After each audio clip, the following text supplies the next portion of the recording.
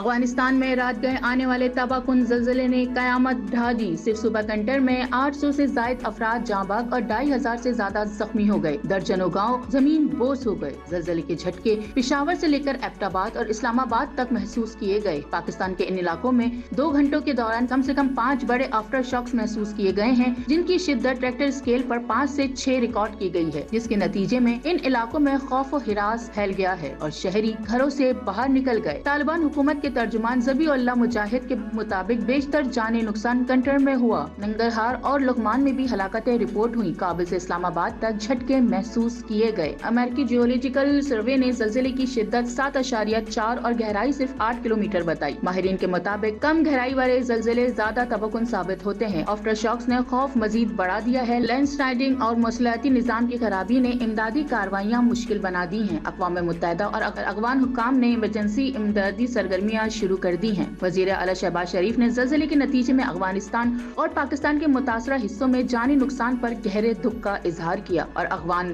عوام سے مکمل یکجہتی اور ہر ممکن تعاون کی یقین دہانی کرائی۔